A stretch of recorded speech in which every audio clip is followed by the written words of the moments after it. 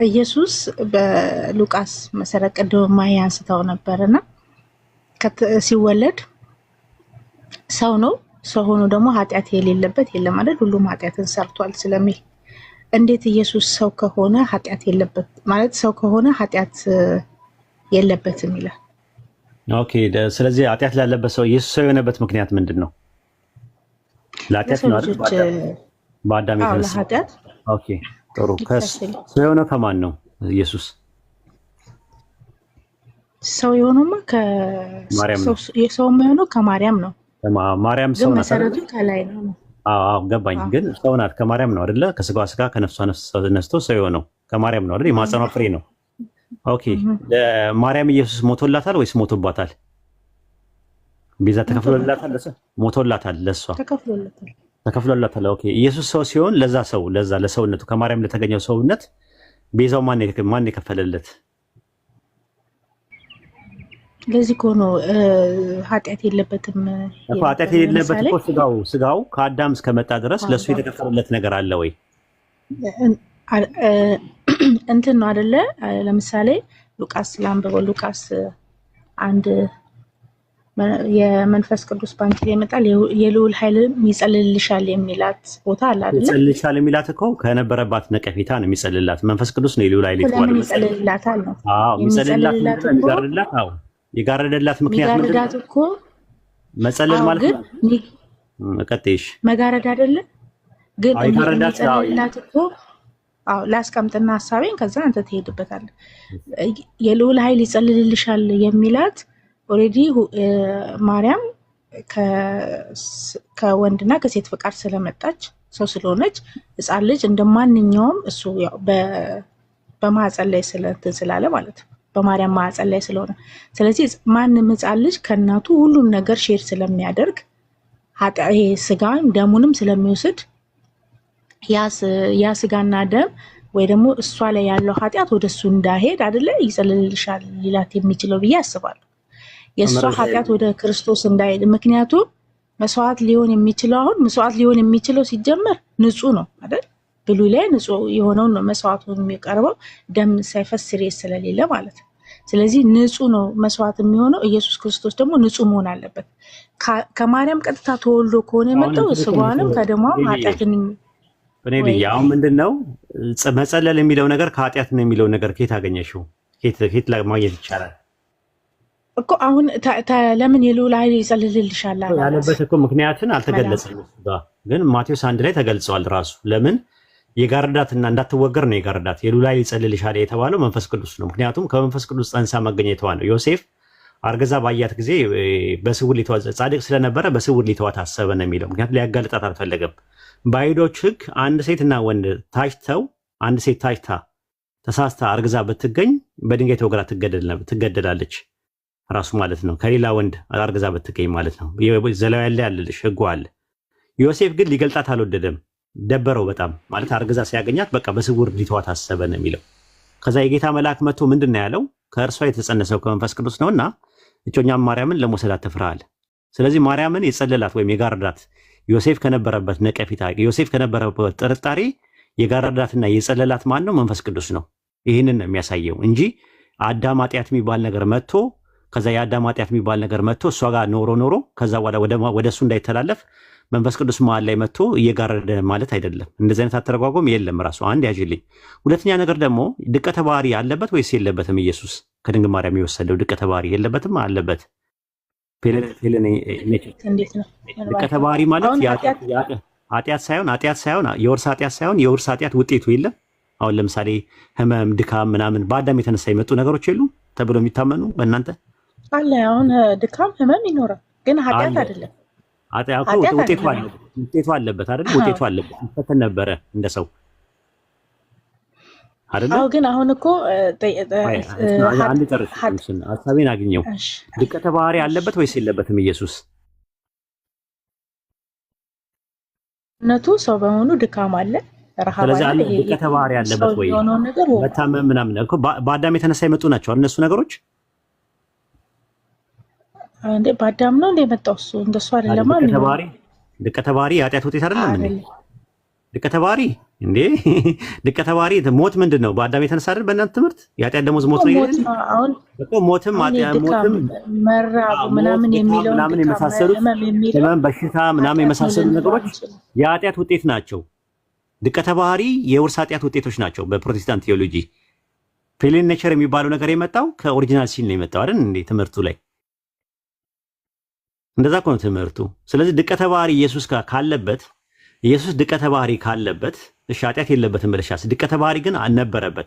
ለዛ ለድቀተ ባህሪ ኢየሱስ የሞተው ለኦሪጂናል ሲን ብቻ ሳይሆን ለፌሊን ኔቸርም ነው አይደል የሞተው? ለውርስ ኃጢአት ብቻ ሳይሆን ለጥንተ አብሶ ብቻ ሳይሆን ለድቀተ ባህሪም ነው የሞተው አይደል ኢየሱስ?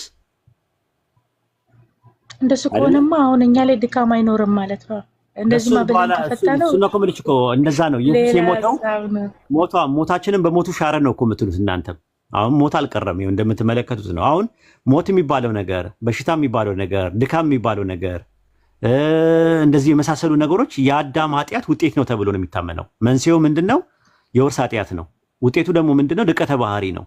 ኢየሱስ ድቀተ ባህሪ ከነበረበት ለዚህ ለድቀተ ባህሪ ኢየሱስ ለነበረበት ነገር ቤዛ የሆነለት ማን ነው? ለኢየሱስ ለራሱ ቤዛ ሆኗል። ወንድሜ አሁን እያልኩ ያለሁትኝ ይሄ አሁን አንተ እያልከኝ ያለው ድቀተ ባህሪ ኦልሬዲ ኃጢአት ከሆነ የኃጢአት ውጤት አልኩሽ እኮ። ኃጢአት ማለት የኃጢአቱ ውጤት በአዳም የመጣ አይደለም ወይ? በሽታ ሞት ምናምን በእናንተ ትምህርት፣ በእኛ አይደለም። በእናንተ ትምህርት ሞት የሚባለው ነገር፣ ኃጢአት የሚባለው ነገር፣ ድካም የሚባለው ነገር፣ ፈተና የሚባለው ነገር የመጣው በአዳም የተነሳ ኃጢአት ነው አይደለ እንዴ? ውጤቱ ነው ድቀተ ባህሪ። አዎ ግን ኢየሱስ የለበትም ነው እያልኩ ያለሁት። እሱም ነበረ፣ እሱን ይነካው ነበረ እኮ፣ ይደክመው ነበረ። ዮሐንስ ወንጌል 4:6 ላይ እኮ። ታዲያ እኮ ከየት መጣ እሱ ድቀተ ባህሪው? ከየት መጣ? ሰው ስለሆነ እኮ አለ ማለት ተላልፏል ማለት ነው። ወደ ኢየሱስ መጥቷል ማለት ነው። ይርበው ነበር፣ ይጠማ ነበረ። መራብ መጠማት ራሱ የመጣው በአዳም የተነሳ ነው ተብሎ ነው ድቀተ ባህሪ ውስጥ የሚካተተው። ይደክመው ነበረ፣ ያመው ነበረ፣ ያለቅስ ነበረ፣ ያዝን ነበረ አይደል እንዴ? እነዚህ ነገሮች በአጠቃላይ የአዳም ድቀተ ባህሪ እሱን የሚያጠቃው ነበር። ኢየሱስ የሞተው ደግሞ ለጥንተ አብሶ ብቻ ሳይሆን ለድቀተ ባህሪም ጭምር ነው ብላችሁ ታምናላችሁ። ለድቀተ ባህሪም ጭምር ከሞተ ኢየሱስ ላይ የሚታዩ ነገሮችን ለኢየሱስ ራሱ ለድቀተ ባህሪ ኢየሱስ ለነበረበት ድቀተ ባህሪ ማን ነው የሞተለት? ማን ነው ቤዛ የከፈለለት?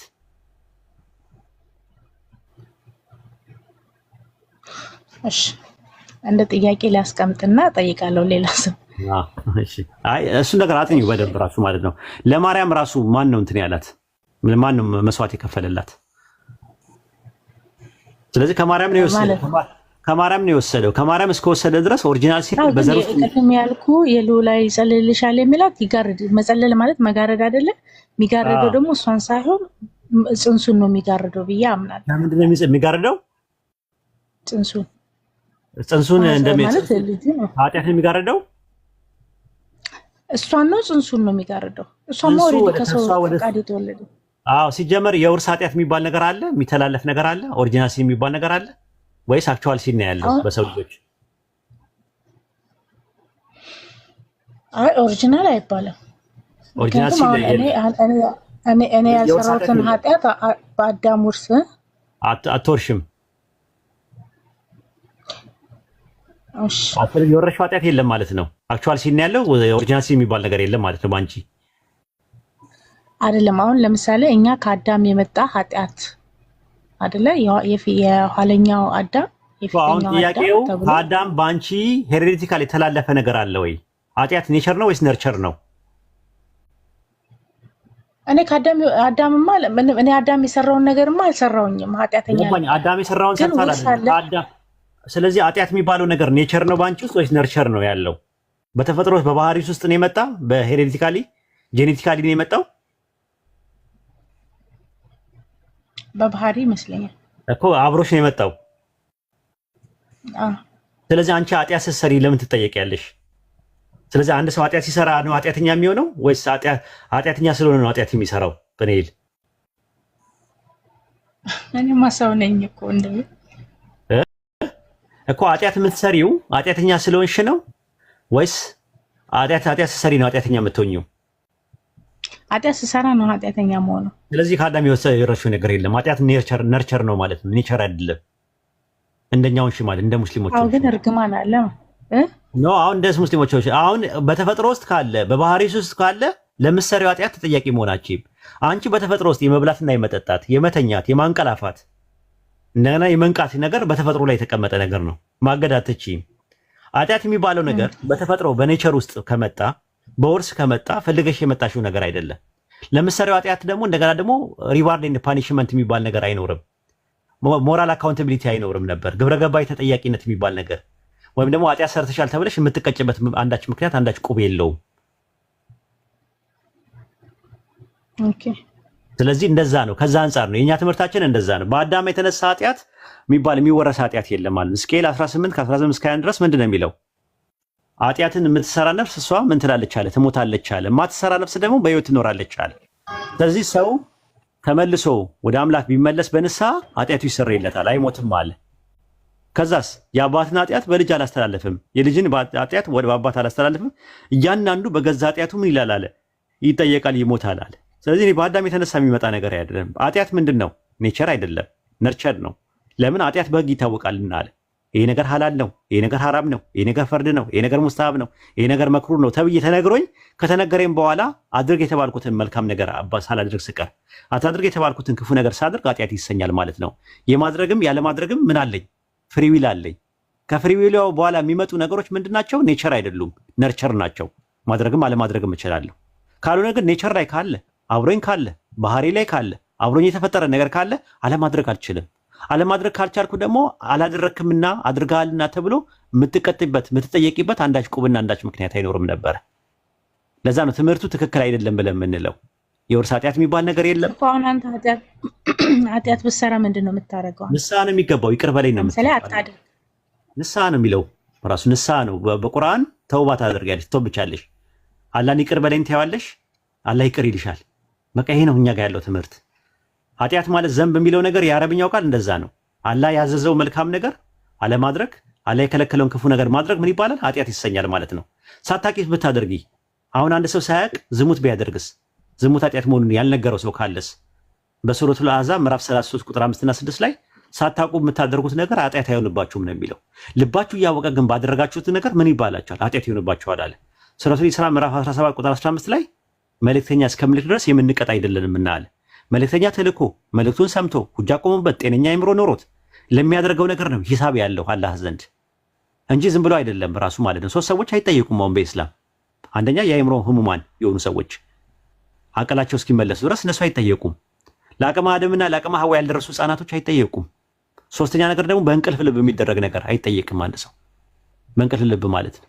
ስለዚህ አንድ ሰው ከፎቅ ላይ የሆነ ሰው ገፍትሮ ቢጥልና አንድ እብድ ከዛ ቢወድቅና ቢሞት ነፍሰ ገዳይ ነው። ግን ነፍሰ ገዳይ ነው ብሎ አላህ ይጠይቀዋል እንዴ? አይጠይቀውም። ለምን? አቅሉ ትክክል አይደለም። አንድ ህፃን ልጅ ጨዋታ ነው ብሎ ከላይ ከፎቅ ላይ ወርውሮ ቢጥለውና ቢገለው ህፃኑ ለአቅመ አደምና ለአቅመ ሐዋ ያልደረሰ ህፃን ስላደረገ ኃጢአት ነው ይባላል? አይባልም በኢስላም። ስለዚህ ኃጢአት ማለት ኔቸር ሳይሆን ነርቸር ነው በኢስላም አስተምሮት። አንድ ሰው ደግሞ ኃጢአት ሲሰራ ደግሞ መፍትሄው ምንድነው ሲባል ይቅር በለኝ ማለት ነው። የኃጢአት ስርየት እንዲያገኝ ፈጣሪን ይቅር በለኝ ይላል፣ ይተውበታል፣ ወደ አላህ በንስሐ ይመለሳል፣ ንስሐውን አላህ ይቀበለዋል። ይሄ ነው እኛ ትምህርት። ኦኬ እሺ። ለምሳሌ ምንድነው ማለት ለምሳሌ ሙስሊም እኔ አሁን የመጀመሪያ ነው በይዘው የገባሁት አላወራም ማለት ገብቼ ስለማላውቅ ሙስሊሞች ማለት በእስልምና መጀመሪያ መመሪያቸው ለምሳሌ እኛ ቶራ አለና ብሉይ ኪዳን አለ። ብሉይ ኪዳን እንግዲህ ለአዲስ ኪዳን ጥላ ነው። ብሉይ ኪዳንን ተከትሎ የመጡ ናቸው። አሁን እዚህ አዲስ ኪዳን ላይ ስንደርስ እኛ አዲስ ኪዳን ላይ ቆመን የምናወራው። ስለዚህ በቶራን ማለት ብሉይ ኪዳን አለለኝ ነበረ በዛ ዘመን። መመሪያው እንግዲህ መጽሐፍ ቅዱስ ነው። በእስልምናስ ምንድነው መመሪያው? በእስልምና ቁርአን ነው። ምክንያቱም ደም ሳይፈስ አሁን ለምሳሌ በብሉይ ኪዳን በብሉይ ኪዳን ደም ሳይፈስ ስርየት የለም። ደም ፈሶ ነው ስርየት እሱን ያለው እንትን የዕብራውያን ጸሐፊ ነው። ዕብራውያን 9 ላይ ነው ያለው። ደም ሳይፈስ ምን የለም ይላል፣ ስርየት የለም። ደም ይፈስ የነበረው እኮ ያው ብሉይ ላይ ነው። ዘሌዋውያን ላይ አሁን መስዋዕት አለ አይደለ? ደም ካልፈሰስ ስርየት የለም ካለ ኢየሱስ ደሙን ከማፍሰሱ በፊት ሰዎችን ሲያገኝ ኃጢአትሽ ምን ብሎልሻል ይላል፣ ተሰርዮልሻል ይላል አይደለ? አዎ ደም ሳይፈስ ስርየት የለም እኮ። ስለዚህ አየሽ ተመለከች፣ ደም ሳይፈስ ምን አለ ማለት ነው? ምን አለ ደም ማለት ነው? ሳይፈስማ መጀመሪያ ኖ ኢየሱስ ሲመጣ መንገድ ላይ ያገኛቸው ሰዎችን ኃጢአትሽ ተሰርዮልሻል፣ ኃጢአትሽ ተሰርዮልሻል ያለ ብዙ ጊዜ ይናገራል አይደል እንዴ? ያንን በሚናገርበት ሰዓት ላይ ደም ፈሶ ነበር? አልፈሰሰም ነበር። ደም ሳይፈስ ምን አለ ማለት ነው? ደም ሳይፈስ ምን አለ ማለት ነው? ኢየሱስ ነው። አሁን እኮ ኢየሱስ ነው ሲላችሁ የነበረው ራሱ አልኩኝ እኮ። ግን ምን አለ ደም ሳይፈስ ምን የለም ብለሻል። ዕብራውያን 9 ላይ ባለው ጥቅስ መሰረት ስርየት የለም ተብሏል። ደም ካልፈሰሰ ስርየት ከሌለ ኢየሱስ ደም ሳያፈስ ተሰርዮልሻል ኃጢአትን እንዴት ሊል ቻለ? አንደኛ ነገር። ሁለተኛ ነገር ደግሞ ብሉይ ኪዳን ላይ የነበሩ መስዋዕቶች የሚቀርቡ የነበሩት የአምልኮ ክፍል ናቸው ብለን ነው የምናምነው። በአምልኮ ውስጥ ባለው ነገር ለኃጢአት ስርየት ይሰጣል። ራሱ አምልኮ ራሱ መልካም ስራ ራሱ ለኃጢአት ስርየት ይሆናል። እንደ ቁርአን አነጋገር ራሱ መስዋዕት የሚቀርቡ ነገሮች ደግሞ ደም ብቻ አይደለም የነበረው፣ ስጋና ደም ብቻ አይደለም የነበረው። ራሱ እህልም ቁርባን አለ፣ ስንዴም ይቀርባል። እነሱስ የምን ምሳሌ ናቸው? ቁርባን ይቀርባል። እጣን ራሱ መስዋዕት ይደረጋል። እጣኑ የምን ምሳሌ ነው? አዲስ ኪዳን ላይ ታይፖሎጂ ጥላ ነው ካልሽ የአምልኮ ክፍል ነው የነበረ። ጳውሎስ ኢየሱስ ከመጣ በኋላ ካረገ በኋላ መስዋዕት ቤተ መቅደስ ውስጥ ገብቶ ያቀርበ ነበረ። ለምን? የአምልኮ ክፍል ስለነበረ። ሐዋርያ ሥራ ምዕራፍ 27 ስትመለከቱ ጳውሎስ የኃጢአት ስርየት ከሆነ በበጉ መስዋዕት ምክንያት ኢየሱስ በመስቀል ላይ የተሰዋ ነገር ከሆነ ያ የተሰዋው ነገር ከሆነ ጳውሎስ ለምንድን ነው ኢየሱስ ካረገ በኋላ አማኝ ከሆነ በኋላ ቤተ መቅደስ ውስጥ እየገባ መስዋዕት የሚያደርገው? አሃ መስዋዕት የአምልኮ ክፍል ነው ማለት ነው። አንድ ያጭልኝ። ሁለተኛ በብሉይ ኪዳን ላይ የነበሩ መስዋዕቶች ሲሰዉ ለዝንተ ዓለም ነው የሚሰዉት ወይስ ደግሞ ለጊዜው ነው የሚሰዉት? ሲሰዉ ለዝንተ ዓለም ሞቶ እንዲቀሩ የሚቃጠለው መስዋዕት ተቃጥለው ነው አይደል? ሲታረዱ የሚቃጠል መስዋዕት ሆኖ ነው የሚቃጠሉት አይደል እንዴ? ኢየሱስ ያንን ነገር ከተካ ለዝንተ ዓለም ነው የሞተው ወይስ በሶስተኛው ቀን ተነስቷል? እስከ መጨረሻው ነው የሚለው ዕብራውያን። እስከ መጨረሻው ከሆነ እስከ መጨረሻው ነው መሞት የነበረበት። ተመልከቺ፣ መቃጠሉላ ነበረበት። እንደዛ ከሆነ በጉን የሚተካ ከሆነ እንዴት አረፈተ በዛ ነው። እንደ ብሉይ ኪዳን ከሆነ አንድ ያዥልኝ። ሁለተኛ አይደለም አሁን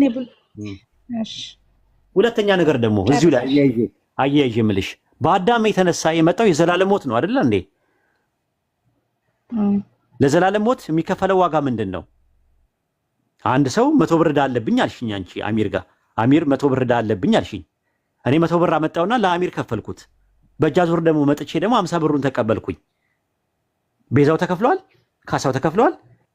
አንቺ የተያዘብሽ ብር ተከፍሏል?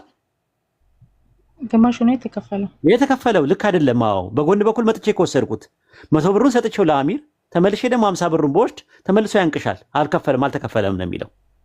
ለዘላለም ሞት በአዳም ለመጣው ለዘላለም ሞት የተከፈለው ነገር የዘላለም ሞት ከሆነ የተከፈለው ኢየሱስ በሶስተኛው ቀን መነሳት አልነበረበትም። ለምን? ሰዎች የዘላለም ሕይወት እንዲያገኙ ልዋጩ ምንድን ነው ሲባል የዘላለም ሞት ነው መሞት ያለበት ኢየሱስ። ኢየሱስ ግን በሶስተኛው ቀን ተነስቷል። በእናንተ እምነት አልተከፈለም፣ ሙሉ ለሙሉ አልተከፈለም። ከተከፈለ ላቀር የአዳም ያመጣውን የዘላለም ሞት ለዘላለም ሞቶ ነበር መቅረት የነበረበት፣ ቤዛው ነው መቅረት የነበረበት። ምን ታያለሽ በዚህ ነገር ላይ?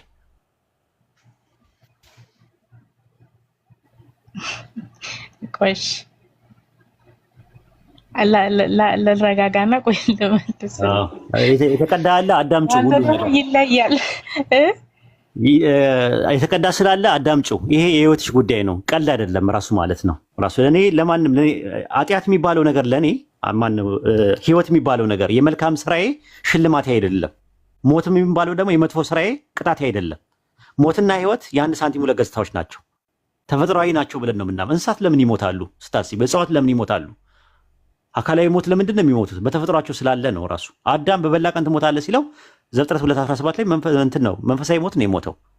ግን አካላዊ ሞት ከሆነ ግን ተፈጥሯዊ ሞት ስለነበረ 930 ዓመት ነው የኖረው ዘፍጥረት 2:5-3 ላይ ስታነቢው። ስለዚህ አካላዊ ሞት ተፈጥሯዊ ነው ብለን ነው የምናምነው። ማን ያመጣው? መጽሐፈ መክብብ ምዕራፍ 3 ቁጥር 1 ላይ ምንድን ነው የሚለው? ከፀሐይ በታች ለሚደረጉ ነገር ሁሉ ጊዜ አለው አለ። ለመወለድ ጊዜ አለው፣ ለመሞት ጊዜ አለው አለ። ከዛ ቁጥር 11 ላይ ነገርን ሁሉ በጊዜው አድርጎ ሰራው አለ። ፈጣሪ ራሱ ነው ሞትና ህይወትን ያመጣው። ከዛስ ቁጥር 19 ላይ የሰውና የእንስሳት እድል ፋንታቸው አንድ ነው አለ። ሁሉ ከአፈር ናቸው፣ ወደ አፈር ይመለሳሉ አለ። ከእንስሳት በዚህ ረገድ ሰው ከእንስሳ ብልጫ የለውም አለ። ስለዚህ ተፈጥሯዊ ነገር ነው። በአካላዊ ሞት የሚባለው ነገር ከእንስሳት ጋር ከእጽዋት ጋር የምንጋራው ነገር ነው። ህይወት ያላቸው ነገሮች ሁሉ ከአተምና ከሞለኪል ኮምፖስት ያደረገ ነገር ሁሉ ዲኮምፖስት ያደርጋል ማለት ነው። በአዳም የተነሳ ኃጢአት የሚባል ነገር የለውም። ሱረቱል ሙልክ ምዕራፍ 67 ቁጥር 2 ላይ እንደዛ ነው የሚለው። የትኛው ስራችሁ ያማረ መሆኑን ሊፈትናችሁ ሞትና ህይወትን የፈጠረ ነው አለ። ስለዚህ ሞትና ህይወት ማለት የአንድ ሳንቲም ሁለት ገጽታዎች ናቸው። ሞተን ደግሞ እንቀሰቀሳለን ማለት ነው። ሞቶ መቀስቀስ የሚባል ነገር ተፈጥሯዊ ነው ይሄ ነገር ማለት ነው እንጂ በአዳም የተነሳ የሚመጣ ኃጢአት የሚባል ሞት እስልምና ጋር የለም። ሰው ለሚሰራው ኃጢአት ምንድን ነው ማድረግ ያለበት ሲባል ለሚሰራው ኃጢአት ንስሐ ነው መግባት ያለበት። ስለዚህ በአዳም የተነሳ የምቀጣውም ቅጣት የለም። በክርስቶስ ኢየሱስ ደግሞ ስመጣ ደግሞ መሸለመው ሽልማት የለኝም። ምንድን ነው ያለኝ ስል ማመኔ ነው። እምነትና ክህደት ለጽድቅና ለኩነኔ ስርና መሰረት ናቸው በኢስላም አስተምሮት። ይህንን ነው ኢስላም ያስተማረን። እሺ እንትን ምንድነው ማለት በምንድን ነበር የሚመራውት? ለምሳሌ እኛ ቅድም እንደነገርኩ ብሉይ ኪዳን ቶራ አለ። እናንተ በምንድን ነው? እስልምና በምንድን ነበር? እኛ የምንመራው በቁርአን ነው። አሁን በቁርአን ነው። ከዛ በፊት የነበሩ መጽሐፍቶች ኦሪጂናል መጽሐፎች የነበሩት ተውራት፣ ኢንጂል፣ ዘቡር የሚባሉ በስም የተጠቀሱ መጽሐፍቶች አሉ። አሁን እናንተ በእጃችሁ የያዛችሁት መጽሐፍት ኦሪጂናሉን የጠበቀ አይደለም፣ ተበርዟል ብለን ነው የምናምነው። አንድ ያዥልኝ። ሁለተኛ ነገር ደግሞ መስዋዕት ተበርዟል ማለት የሆነ እንትን የሰው ንግግር የተነሳ ማለት ነው። የሰው ንግግር ገብቶበታል። አሁን ለምሳሌ ሙሴ የተሰጠው መጽሐፍ ስንት መጽሐፍ ነው? በዘጸአት 24 ላይ ስትመለከችው ቁጥር 17 ላይ አንድ መጽሐፍ ነው የተሰጠው አይደል? ቶራ የሚባል አንድ መጽሐፍ ተሰጠው፣ የህግ መጽሐፍ አይደል? ቶራ ኦሪት የሚባለው ስንት መጽሐፍ ነው የተሰጠው? ፈጣሪ ጽፍ። አዎ። ከዛ በኋላ ግን አሁን የምናያቸው 5 መጽሐፍቶች ናቸው ያሉት። ኦሪት ዘፍጥረት፣ ኦሪት ዘጸአት፣ ኦሪት ዘሌዋውያን፣ ኦሪት ዘኍልቍ ምናምን። እነዚህ 5ቱ መጽሐፍት ሙሴ ነው የጻፋቸው? ሙሴ ነው የጻፋቸው ናቸው? ሙሴ ነው የጻፋቸው? የኦሪት ዘዳግም ሙሴ ነው የጻፈው? አንቺ እምነት? አዎ እኔ እንደዛ ብዬ ነው የማምነው። ሙሴ ሞተ ተቀበረ እያለ የሚያወራው ማን ነው? የሚናገረው ማን ነው? ማን የጻፈው እንደዛ ብሎ? ዘዳግም 34:10 ላይ ሙሴ ሞተ ተቀበረ፣ እስከዛሬ ድረስ መቃብሩ የለም፣ እንደ ሙሴ ያለ ነቢይ ከዛ ወዲያ በእስራኤል ሳልተነሳ ሙሴ እንደዚህ አይነት ሰው ነበር ምናምን እያለ የሚያወራው ማን ነው? እና የሚጽፈው ማን ነው? ይሄንን ኦኬ። አየሽ፣ የሰው እጅ ገብቶበታል ማለት ነው። ታሪክ ገብቶበታል። አይሽ እና እናንተ እንደምንድን ነው የምታደርጉት? እንደ አምላክ ቃል ነው አድርጋችሁ። ሙሴ ተውራን የሚባለው ከአምላክ የተቀበለው ነው፣ የአምላክ ቃል ነው። ተውራት የሚባለው የአምላክ ቃል ሆኖ ሳለ ይሄኛውን ግን ከአምላክ እንደመጣ አድርጋችሁና ሙሴ እንደጻፈው ነው አድርጋችሁ የምታስቡ። ተመልከች። ለዛ ነው ቁርአን ላይ በሱረቱ በቀራ ምዕራፍ 2 ቁጥር 75 ላይ የአላህን ንግግር ከተረዱት በኋላ እያወቁ የሚለውጡት የሚበርዙ ሲሆኑ ማመናቸውን ትከጅላላችሁን አለ። እንዴት አድርገው? ቁጥር 79 ላይ መጽሐፍን በእጆቻቸው ለሚጽፉ ከአላህ ዘንድ ሳይሆን ግን ከአላህ ነው ለሚሉ ወዮላቸዋል። ስለነሱ ያወራ። ሱረቱ አሊ ኢምራን ምዕራፍ 3 ቁጥር 71 ላይ እናንተ የመጽሐፉ ሰዎች ሆይ ክርስቲያንና አይሁዶች ሆይ እውነትን በውሸት ለምንድን ነው የምትቀላቀሉት አለ። እውነትን እያወቃችሁ ለምንድን ነው የምትደብቁት አላቸዋል። እውነትን በሐሰት ለምን ትቀላቀላላችኋል?